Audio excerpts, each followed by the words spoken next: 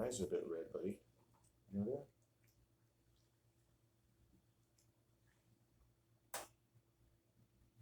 I will say this, that going to college and living in the white world and being whatever above average intelligence, let's say, and this it serves this discussion to say so. It's not necessarily a big deal. I mean, everyone is born incredibly intelligent, but you look at the retarded gorillas walking around you and you wonder what happened to you. Well, they got a job. They joined the football team. You know, I've never met a human being, male or female, with whom I could have an intelligent discussion, who didn't lapse into some form of control-oriented behavior, who didn't show signs of disingenuousness of any kind because of oppression. I hate, for that reason, meeting people who are so fucking smug and self-satisfied, like they've figured everything out. Nobody wants to be a victim, they often are, and they've created this sort of stratospheric universe for themselves where nothing's ever happened to them. And if you ever allow yourself to be a human being around them and say, wow, things have happened to me, they immediately see that as a means of taking some advantage over you. It happens all the time. All economics, all genders have interacted with it, all sexual orientation. You simply tell a person that you've been at the bad end of some kind of violence. Doesn't mean you're an absolute victim, doesn't mean you don't have any protection, doesn't mean you're not a great person. Great people get hurt too. Doesn't mean they're not just retarded gorillas. And anyone who's a retarded gorilla has an advantage over you if they're a retarded gorilla. Retarded gorillas have an advantage over intelligent, wonderful men and women, right? They have an advantage. I mean, just having patriarchy is not going to explain all the type of ways that retarded gorillas have an advantage. Because in the world called everyone's looking for an advantage. Everyone's looking for an advantage. And the moment you tell a therapist or a friend or anyone, and I've talked to narcissistic females, highly intelligent, who will tell you the same thing, that as soon as you tell someone the truth, their friends, their family, different economic, you tell someone that you're depressed or that you have any kind of disadvantage in your life, even if it's obvious that you do, even if it's obvious that everyone can and does in some way, they will immediately exert some kind of economic or psychosexual advantage over you. As soon as I told this one upper middle class female that I suffered from depression, she started pressing her tits against me every time she saw me and asking me how I was. Think about that. Same thing when I told a comparable male, retired professional. He started changing the way he would talk to me and he was already overly dominant, dominant is one thing. There are old people, they're dominant, but they basically control and monopolize the conversation. That's not necessarily a dominant person. That's someone who doesn't have any control, right? A person who has control is me, the person sitting there who can listen to random female sexual predators talk to me for 6 hours at a time. What is a female sexual predator, you might ask? Who am I calling a female sexual predator?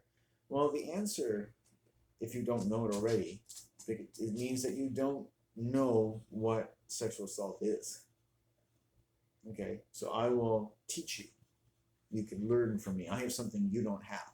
So I'm not going to rob you of something. That's the opposite. I'm going to do the opposite of sexual assault. I'm going to give you something so that you don't rob me of something, so that you don't sexually assault me. So I'm going to give you something that you probably already know, but I'm going to give you words for it. Sexual assault and rape, listen to me carefully, has nothing to do with sex. If you know that, you already know a lot about sexual assault and rape. It has nothing to do with sex. It is a form of robbery. Remember I talked to you about work and how you could be a prostitute and open up your vagina and get paid $500 a dick? And I said, or you could give your time to the economic system, but it's not that different. Because sexual assault or rape is robbery.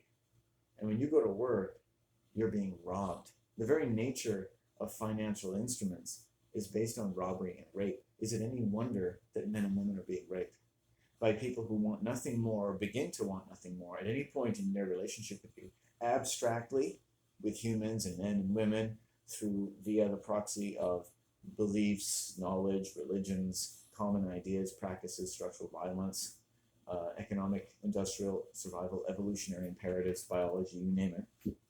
Once someone presumes to use, whether they know or not, and exert any kind of advantage over you, they're beginning to rob you of something. So there are people out there today, men, woman, and child, that though you may be, who have already learned in their society to rob you of something. Did you know that? They're already going to exercise an advantage over you that robs you of the type of consideration which you deserve by birth. Did you know that? So essentially, everybody's raping everybody because the economic system robs you of your life before you even come out of your mother's pussy, right? You're robbed of your life before you come out of the pussy, right? And when you travel down that pussy to the altar to marry your wife, you're giving your dead children to the state, and you're turning each other into dead people, and you're going to have dead sex. You're going to fuck now. Now you're fornicating under the consent of the king or the queen, right? And America is owned by royalty just as much as Canada is, right? You've become necrophiliacs. That consummation devoutly to be wished. The marriage of true minds. Shakespeare, he's talking about sex with dead people. Right? As his sister Ophelia kills herself in the water or the sex fluid, she becomes available for sex. Sex and death become connected. As Canadian authors have said, what is this connection between sex and death? Margaret Lawrence, I think, said that. Right? Why? Because the sex that people are having is not sex, it's sexual assault. It's based on robbing people of something that's related, has a provenance and has a heraldry that goes back to the robbery of human life and the animation of human flesh out of the female uterus using witchcraft that is built into all of the legal and economic systems and languages of the world. So when you go to just make money, you're actually killing and robbing all the dead babies out of all the pussies of the world. You're actually feeding, you're converting into purely dead stillborn flesh and really eating the flesh of Jesus, which is all the children inside all the pussies of the world. That's the sacrament, right? That's the little that's the little grape juice in the cracker when you go to church, is the economic system, right? And you're practicing black witchcraft, which is all done in the name of the female who biologically has a license to kill and sacrifice her children. And so God is a woman that tries to collect all the children under her and kill them and eat them. And that itself keeps the economic dominion of the royal family. They pay witches to do that. They play witches to do that. That's what an actor is. That's why theater and the church were created simultaneously. And the theater is a place so that the public can be managed, so that they can mentor and demonstrate lowered inhibitions and all kinds of perverse behavior, and wield all kinds of witchcraft over you and suggestions and dominion and insults without ever having to give up what's called like the telltale duping delight, to give off body language that might indicate to people that they're being robbed of something. So theater allows people to enter into a magical state, both as an audience and the actors, where all kinds of inhibitions can be lost, and you raise your level of suspension of disbelief, and that's the lubricant of society. So you go about your job and your life, and you grow up in your school system, which is the state just dumbing you down so you can be part of that dominion and lower your inhibitions. When you watch TV and you read books and stuff, it's all people lowering their inhibitions. Actors on TV, actors in the world, right?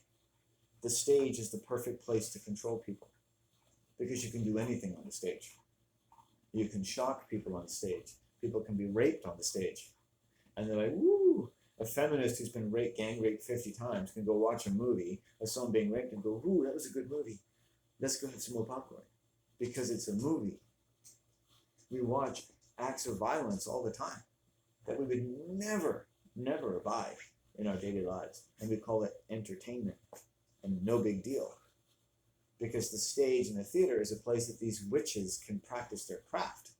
And it's called perversion by example. And when they kill the bad guy in the movie, they're killing you, your father, and your mother. They're showing you what they think of you. And that bad guy who's set up by the plot, by doing all kinds of shocking things, and that deus ex machina brings about such a set of conditions where the good guy can rise up and start shoving a knife into the bad guy's skull and ripping off their genitals and eating them, or whatever they need to do to finally be like, you say, oh, finally, fuck, that serial killer killed everyone. let's stab them and eat them, right? They're actually sacrificing you. They're sacrificing a baby, you. They're sacrificing the baby of your mind. And you don't even know it. They're performing witchcraft on you. They're raping you in the film. Every darkened theater in the world, you're being raped. That's billions of rapes every year, right? There's people just going to these buildings with the big marquees. Come and see Adam Sandler in The Best New Thing, or 40 dates, and they're raping you. Every minute you're in there. The sound, the Dolby audio, you're in the darkness of the theater. Who are those people out there? They know who they are. They know who you are. They know your brain better than you do. And it's all designed to get into your brain, program you, give you messages, kill you, rob you, rape you, put you in a suspension of disbelief. They've got that time to just send you in and out of various stages of hypnosis, peaked emotional, fear, sex, arousal, giant breasts on the screen that are your mother, someone trying to kill you, actors and characters, we'll go through those names in a second, who are going through such incredible dramatic shifts in their day. I won the lottery, somebody killed me, I found the woman of my life, I just lost everything, oh, and they're just up and down, and they're taking you like this, like a sinusoidal wave, and they're putting you into a trance, in and out, in and out, in and out, in and out, right? The stage, age, as in language, means torture. That's why you languish, you language, okay? It's torture. The stage is torture. The altar of marriage is a place of torture, the sacrifice of the father. That's what patriarchy really is. Archy means death. Archaeology is the study of death. You notice that archaeology focuses on Egypt, which is alchemy, which is the science of death and destruction. That's practiced on you through the fake nature of Egyptian anthropology, right? Another word for Egypt is chema, which is the root of chemistry, which is also black magic, right? They tell you stuff, oh, you know stuff, oh, yes, you do, but you'll never know the real stuff. You're given a version of it, right? So if this is real knowledge, this is the sun of electricity, real knowledge, and then they sort of just give you this over here, and you're like, oh, great, power, electrons flow through the wire, ooh, it's magic. But no, they don't. They're flowing from another dimension. Right? But that's okay, you don't need to know that. But if you did know that, and if you were taught that, you would have a completely different notion of reality. Your brain would be different every day. Right? Because knowledge and works affects electrochemistry. Just like the words I'm saying are electrochemical. The truth is electrochemical. What I'm saying and how I can say it and who I am does not fit within the world of chemistry and biology and sociology and psychology and psychiatry and cosmology and physics or any and all, or archaeology. Who I am and what I'm saying, right, goes to those places to die. You're not allowed to have these thoughts. You're not allowed to think these things. You've been oppressed for 1,000 years. It created 1,000 years of a completely demented global economic cult dominion, a church of human slavery and death. Every hour of your day is the hour of Horus, which is the hour of death. Khalil Gibran talks about the songs of the many hours of our labor as though the songs of nature. Nothing could be further from the truth. The sun does not set, but that it sings. The breath does not end, but that it draws forth a new song. That's the reality of your biology. It's eternal in its nature, right? These things that you have called funerals and interring someone in a grave, the shows you watch where people are laid on a slab, right? Notice the language. Notice the cuts. There's one show where they've got a guy in a slab and then they cut to two of the protagonist government officers eating hamburgers as though they're feeding on dead flesh, right? The association of humans as a food supply. Nothing and no one in your society has gone far enough. And I've spent my life listening quietly, I'm just like anyone else, and like a diminutive human being. I'm economically, sexually a small person, right? A little ant in the great deluge. One of the first things I ever wrote on my Tandy 1000 computer when I was 18-year old is that I best in my life will produce words that could amount more to ant spit in the cosmic deluge. of human creativity. That's it. I'm very aware of the diminutive size of my voice. I'm very, very, very, very aware. And yet you would ask me, who do you think you're talking to? Who do you think you are? I get the creepiest comments on after making tens of thousands of videos. What the fuck are you talking about? Like I'm a threat to you? This is my bed, motherfucker. This is my pillow. I've got $500 in my fucking bank account. I've never had a gainful employment in my life. I've never had sex. But I have been raped. And I've been sexually assaulted by every woman I've known since I was 3 years old. Strange women, preschool, teachers, friends, college, you name it. That's all women do. But I want to give you some background as to why women are so aggressive and why we accept it and why we're taught to accept it. Very popular show as I grew up with Friends. And Chandler gets raped by his wife. Remember what the theater is about. He gets raped by Monica. She deceives him and rapes him. She steals something that she could have had for free in order to manipulate him. And his best friend Joey, who's some sort of strange, creepy, misogynistic man who can't hold down any relationships. And you could hardly wonder why. I mean, Joey's got a good strategy for dealing with women. He fucks them before they fuck him. He's one of the happiest people in the show, and he never has a fucking girlfriend. He's always happy because he can get laid whenever he wants. Why? Because women are whores. That's why. Right? And they always think, these aggressive, predatory women, that he's the one. It's amazing. You know? Oh. One girl gets laid by Joey and gives him like 20 fruit baskets because she's a fruit bat. She's nutty as a fruit bat. Because unfortunately, women are led by what? A lot of their biochemistry. And it's not nice. It's not nice for me to say that about women. It's not nice for them to portray that way. It's not nice to any of us. I wouldn't want to say that about my mother or your sister or wife. But when I say that women are sluts, they're led by biochemistry, or men are sluts, led by their dicks, what we're looking at is the level of the inducements to the types of the arcs, sacrifice of behavior in an oppressive world.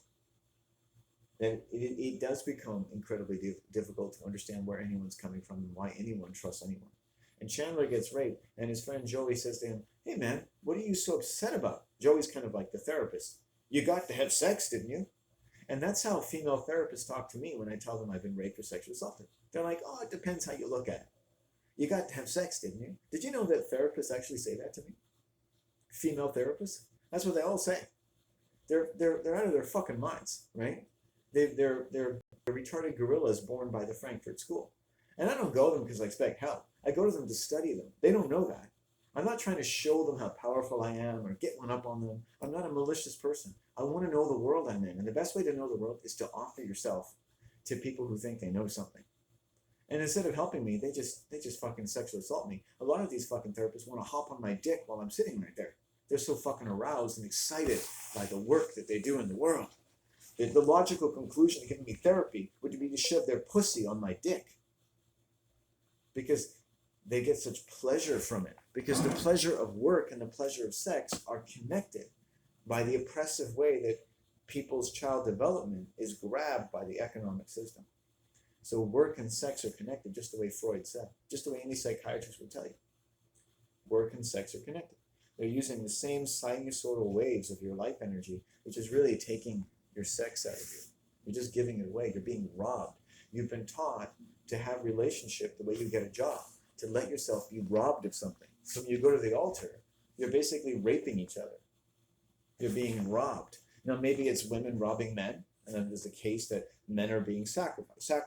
That's what patriarchy really is. And there's a case that women are being sacrificed, because we've gotten around at least to saying, okay, we still have a biological urgency to have some kind of decency around women, but we still need feminists to fucking tell us how fucking evil we are. I grant it, agreed, right? Granted, it's a watershed in trying to get a little leverage out of the fucking giant brick shoved down the fucking throats of our female uteruses for 1,000 years. I get it. The deadly fucking brick. So that getting to, men who think that women are also sexually preying on them is kind of not the high ticket item. And it's not the fault of women or feminists that it's so difficult for a man like me to talk about it. But look at how intelligent you have to be to get somebody's fucking interest. How many men and boys are raped? They just be like, fuck, I hate women. They fucking rape me. Fuck you. Shut up, you motherfucker. You're never going to get laid if you say that. You're an awful man. Think about that. Right? We think about female victims, think about male victims. It doesn't matter if we're trying to say women are bad. It's just victims are victims. It happened this way, it happened that way. They're victims. You don't want that, I don't want that. We're decent people, right? Right? Politics is about controlling people. When people are political, they're into control. But when you deal with sexual abuse and rape, there is no control. There is no good understanding. The scariest person in the world is the therapist who sits down and says, oh, I know all about rape. I know all about sexual abuse. Well, I know the one thing you need to know about rape and sexual abuse. Two things. One is not about sex, and two, it's a form of robbery. So if you approach a relationship as a woman as though you need to make sure you can get what a man owes you, then you're using basically, if you're using an economic or a culturally or socially acceptable variant, you're using a variant of what could be called narcissism, right? And if you take what you think you deserve because you think they want to give it to you and you just have to take it, right? You're sexually preying on them. And then when you don't get what you want, what are you going to do then? How's that going to affect the entire relationship with your children for the rest of their lives? Because you never allowed their father to give you what they had to give. Because you live in a man's patriarchal world, and men have already taken everything away from you, so you got to take something away from them. And you can't tell women not to take things from men, because men have taken things from women, and they've set all the rules, and that's what you have to do. But I'm telling you, most men did not set the rules.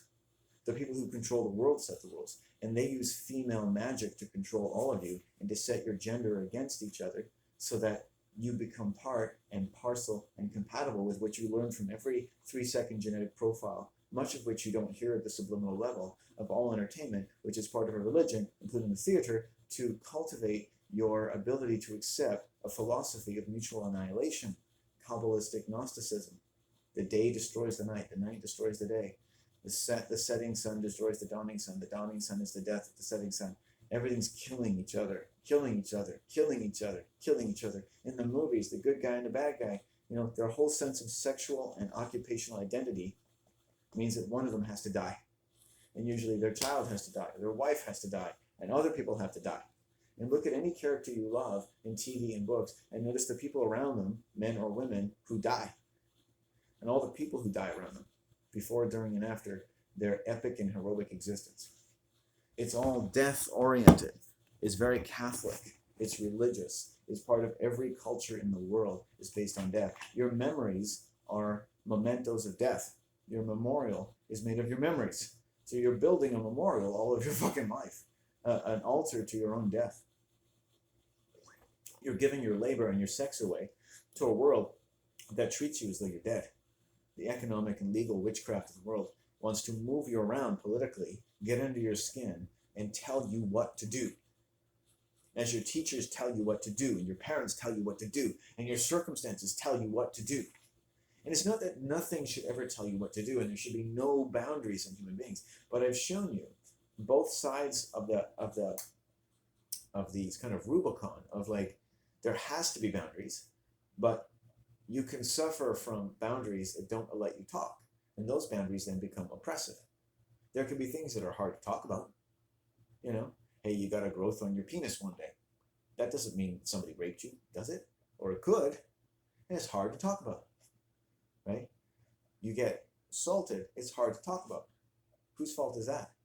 Why, in the 21st century, should it be hard for any gender to talk about being assaulted, to the point that a lot of men probably don't even know they're assaulted? And again, as I've shown you, TV and theater mentor this idea that because they know that men and women are both getting assaulted, essentially, that when men suspect that they're getting abused, they should just enjoy it because you're getting to have sex.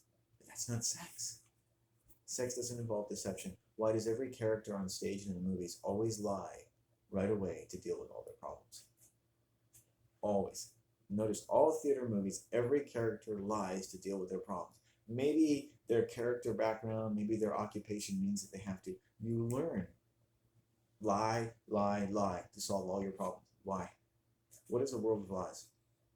What is a world of lies that when you forced or choose to accept them, they don't become lies anymore and your body sings with them? Then you've laundered those lies. And groups of people launder those lies. What happens? Violence becomes inevitable. That's how cults work. People enter cults by believing lies or magical thinking that probably really feels in their heart of hearts like God has reached down and given them a new heart, that they've been liberated from any of the lingering neurotic problems that come from primal dislocation during their development in an economically oppressive world. But yet none of the groups you enter will ever solve those problems, and the magical thinking you become identified with, your prowess in society by any means or occupation, whatever your level of performance, skill, or sacrifice, is never going to solve that original problem. And every group is, as it is meant to be, beset with a group-related compulsion that no one will ever suffer any moral qualms about if they ever hear about it at all, to commit incredible acts of lowered inhibitions and violence to other human beings, to distribute the negative charge or the potential or the stress that's built up, because the magical thinking of the group isn't really dealing with the essential stress introduced into your biomechanical system as a child. Right? Fascinating. Now, I'm not a very smart man. You probably think I'm pretty stupid. You probably think I'm a loser. I'm a very small little person. And how is it that a small person like me, who lives in his mother's tiny apartment, could be so smart? And you hate me for that, right? Why don't I use that? Predators are sitting, why don't you go and make some money with that? Right? Because you don't speak my language. You don't speak the language of a natural human being. You talk about the heart, but you don't know what it is. You don't know what it is to speak the truth. Because if you don't use this, you've got shit. It doesn't matter what you do or who you are, how much money you have, or clothes, or male, female, what you're doing today and saving the world and brushing your hair and feeling good and feeling great and doing this and that, blah, blah, blah, blah. Salvation here, then it doesn't fucking matter, because if you don't use this, you might as well not be using any of this. If you don't use this, you don't get to use these. And when you die, all you've got is these. You've got your thoughts and your eyes. They're the only thing. The first things the crows pick up are the things that survive your death. You get to see. The living spirit is a seeing being. You understand? Your sight is the closest thing to your spirit. See and understand. Your thought and your instinctual responses, right? And you have nothing to fear when you die, except having to be alive again, go back into your body. Or your body sends the spirit fear, if you can live still, to draw your spirit back. Otherwise, you're fine.